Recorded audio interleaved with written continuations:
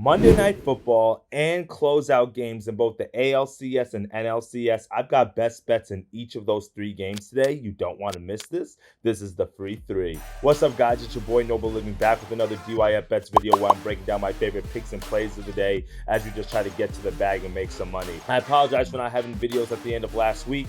I was traveling a ton. I could not get videos recorded in time and uploaded for you guys, so I do apologize about that. In our last video that we did drop on October 18th, we did cash in on the Astros money line. We went 1-0 on the day there. You see our year-to-date record right here. We absolutely been killing it over the past week. I mean, this is why you got to be inside the Telegram group. If you're not in the Telegram group, click the link in the bio below. Subscribe to the channel as well, but be sure to join that Telegram group because if I can't drop a video for you guys, then I at least put out more picks and plays inside my Telegram group. You guys don't want to miss those plays because last week we were on an absolute heater. We hit 14 straight picks in a row. Straight bets, cashed in. Some of them were here on the channel, and then some of them were also inside the Telegram group. We had straight sweeps literally all week long.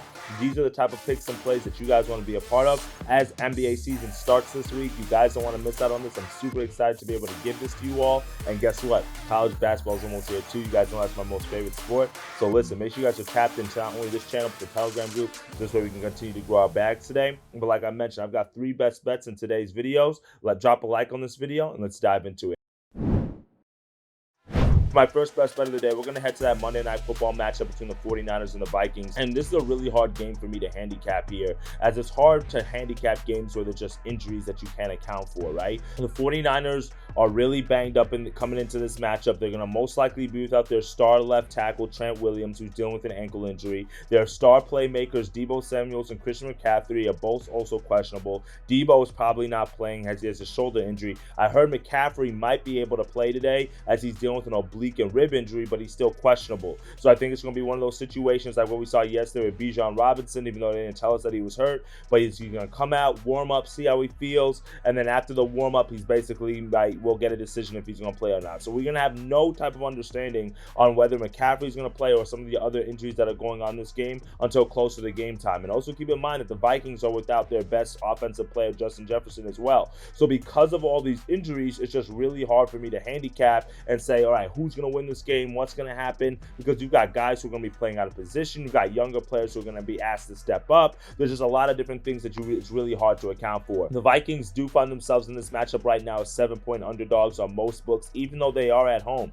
That kind of speaks to how strong that the 49ers have been this year, and the Vikings, they're just a hard team to back in general this year. They haven't been as good as we're used to seeing them. I mean, last year they had an amazing start to the season. This year it's been the absolute polar opposite, and I actually lean to the fact that they are going to cover the 7.5 number at home. I do lean that way. We saw last week from the Browns that the 49ers can be beaten, so I think there's a chance that the Vikings can upset a lot of people today, but I'm not willing to put my money on that just yet. I want to go to something a little bit more predictable, and that's Captain Kirk in primetime games. If you've been betting for a few years now, then you know the Kirk Cousins narrative. You know what it means when it comes down to primetime games. He doesn't show up all the time in big games, and as much as I hate to say it because I'm a big fan of Kirk Cousins, I've been a fan of him since he's been at Michigan State, it's true. He doesn't show up in big games. When you look at his numbers, Cousins is 11-19 in primetime games and 12-18 against the spread in his career.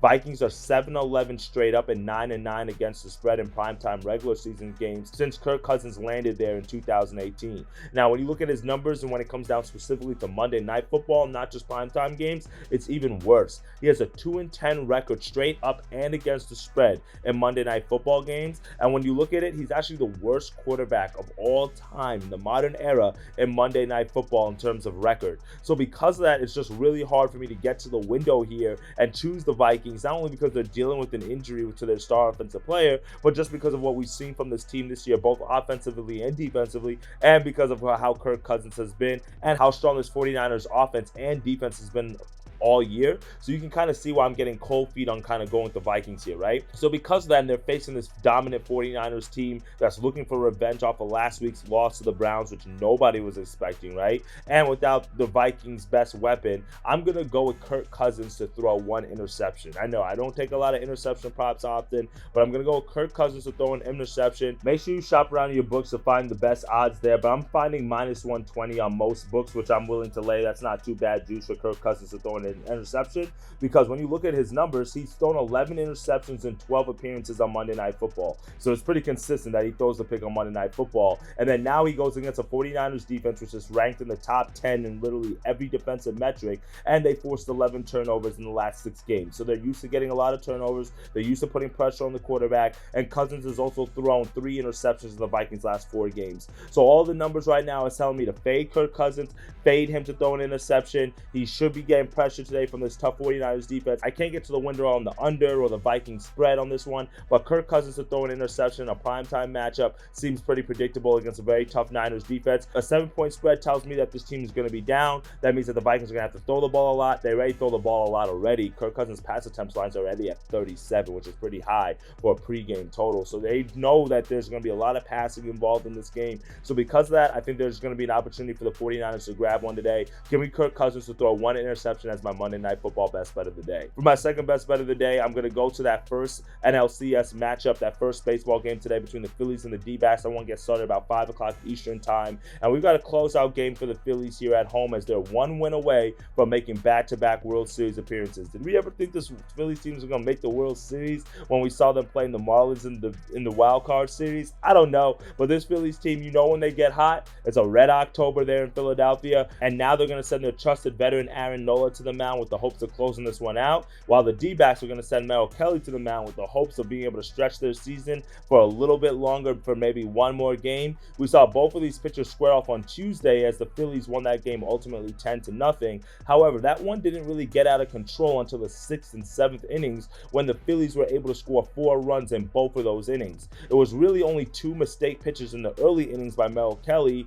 in those first 5 innings. He had a home run given up to Trey Turner in the first inning, and then Kyle Schwarber hit another one out in like the 3rd inning. If it wasn't for those 2 pitches, we're looking at a 0-0 game heading into that 6th inning, and really that matchup looked like it was heading to a pitcher's duel until things kind of broke open into that 6th inning. So with the season on the line today, I'm willing to bank on this one being another close matchup, another pitcher's duel. I think both of these offenses are going to come out a little bit slow. I think these pitchers are going to be locked in and dialed in, and because of that, I'm going to be able to I want to separate this game before the bullpens get involved. That's really where we've been seeing the bulk of the runs scored in these matchups. So because of that, I'm going to go with the Phillies and D-backs under 4.5 runs in the first 5 innings, minus 120 odds on FanDuel. Now again, make sure you go in with the first 5 here, and I'm going to buy the juice on minus 4.5 if your book does not have it. If it has that 4, I do like that, but I do like the 4.5 as well. Try to get that 4.5 run so that way you can get that hook to kind of avoid that push opportunity. So when you look at this, you're probably saying, no, but why would you take a first 5 under when both of these offenses have been on fire and kind of,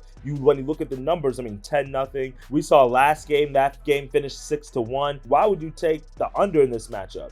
Because besides that first game, when the Phillies scored 5 runs in the first 5 innings, all of the other first 5s have gone under this 4.5 total. We've seen pitchers duels really go through the first 5 innings. I wouldn't want to say a pitchers duel, but we've seen these pitchers pitch strong through the first 5 innings of these games. Only runs that we've really been seeing are like solo home runs. So like Kyle Schwarber, Bryce Harper, Trey Turner. Okay? I don't think even Castellanos has hit one of this series yet. So because of that, I really like this one to stay low through the first 5 innings, and also because it's a closeout matchup, it's just more intensity, more pressure. The hitters are going to be trying to smack one out. Everyone tries to play the hero ball in situations like this, and I think this one favors the pitching matchup. I'm not really too worried about Aaron Nola in this one. He's been consistent for the Phillies all postseason long. This is like his 4th postseason start. I think maybe gives up 1 or 2 runs at the worst. The D-backs haven't really gotten their offense flowing until they got to the bullpen either. So because of this, I think this is one that we're going to isolate just to the starting pitchers. Merrill Kelly's been strong all this year. He's had a low ERA in the 3s all year long.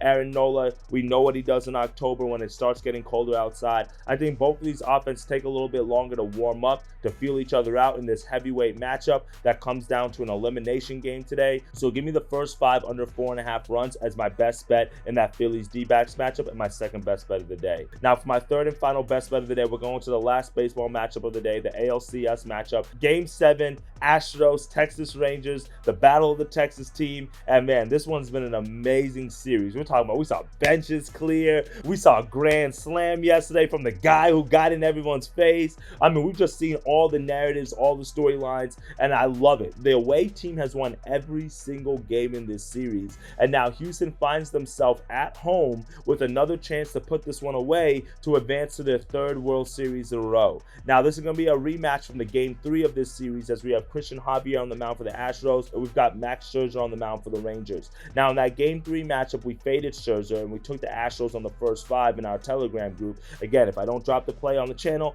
make sure you're clicking the link in the bio to join our Telegram group, so this way you can get all the picks and plays. We faded Max Scherzer in that one because he was coming off that muscle strain in his right arm. He hadn't pitched in close to over a month, and we just know how strong the Astros have been on the road, and especially at the Texas Rangers Stadium. So because of all those factors, we're like, you know what, we're going to fade Scherzer in this one. And sure enough, it was a no-sweat bet. He gave up 5 earned runs through 4 innings in that one. No sweat on that Astros first 5. But today, I'm looking at it a little bit differently. The way I think about that was kind of like a prior tune-up matchup. It was his first time pitching in over a month, and now you have to come into a postseason game, a damn near must-win game. That was a tough ask for Max Scherzer. But now with that first start underneath his belt, I think today we're going to be singing a little bit of a different song, and I'm expecting Scherzer to go a little bit deep in this one. So I'm going to go with Max Scherzer over 13.5 pitching outs, plus 100 today as my third and final best bet. And I really like this matchup because, like I said, I think Scherzer is going to go deep in this one. And if you want to fade me, okay, I understand it. I get it. I might fade me on this one too,